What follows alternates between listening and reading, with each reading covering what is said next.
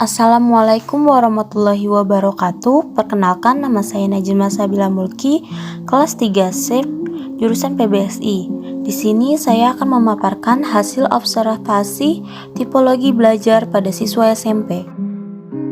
Di sini saya melakukan observasi siswa MTS Salafiyah dengan mewawancarai dua siswa. Siswa pertama yaitu Robiatul Ilmiah 14 tahun kelas 9 dan yang kedua Zara Aulia Putri 13 tahun kelas 8. Sebelum saya memaparkan hasil observasi yang saya lakukan dengan dua siswa tersebut, saya akan menjelaskan apa yang dimaksud tipologi belajar. Tipologi belajar merupakan suatu ilmu yang mempelajari tipe-tipe atau gaya-gaya belajar yang biasanya dilakukan oleh siswa dalam mengikuti proses pembelajaran. Tipologi belajar siswa yang artinya cara bagaimana yang paling cepat dan mudah bagi siswa menyerap, memahami, dan mengolah informasi yang diberikan kepadanya. Untuk menjadikan kegiatan proses belajar mengajar menjadi mudah dan menyenangkan, terlebih dahulu seseorang itu harus mengetahui tipe belajar yang dimilikinya, karena tidak sedikit orang yang tidak tahu tipe belajar dirinya sendiri. Lalu, apa saja sih tipe-tipe belajar? Menurut Bobby De Parton dan McHamid dalam buku Quantum Learning-nya membagi tipe belajar tersebut kepada 3 macam, yaitu visual, auditorial, dan kinestik.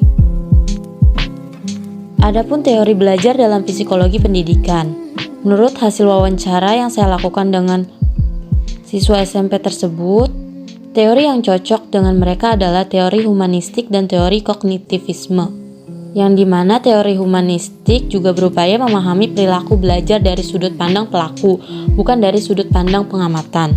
Dan proses belajar dinilai sukses jika mereka dapat memahami lingkungan diri sendiri dan mengembangkan potensi mereka. Sedangkan teori kognitif mengarahkan mereka untuk mencerna pengetahuan baru dengan berkaitan dengan pengetahuan lama terdapat dalam struktur kognitif sendiri.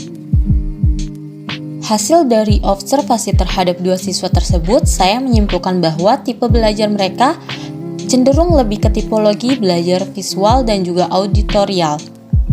Dikarenakan mereka lebih senang belajar dengan cara melihat, mereka pun lebih mudah menghafal dengan cara melihat dan mendengarkan.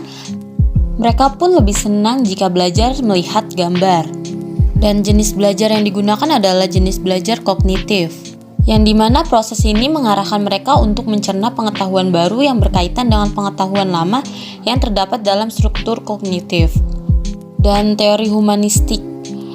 Teori ini merupakan proses belajar yang dinilai sukses untuk mereka dapat memahami lingkungan diri sendiri dan mengembangkan potensinya. Menurut saya, dengan memahami kecenderungan tipe dan gaya belajar siswa, guru diharapkan dapat melakukan modifikasi pada pembelajaran.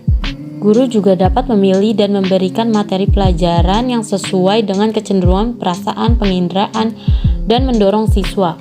Guru juga dapat merancang metode pembelajaran yang sesuai dengan tipe atau gaya belajar siswa. Guru juga dapat menyiapkan media sehingga variatif dalam memberikan pengalaman belajar siswa melalui unsur bunyi-bunyian. Musik, gambar, visual, gerak, pengalaman, percakapan, bahkan aktivitas siswa itu sendiri. Menurut saya seperti itu. Cukup sekian video yang saya berikan. Kurang lebihnya mohon maaf. Wassalamualaikum warahmatullahi wabarakatuh.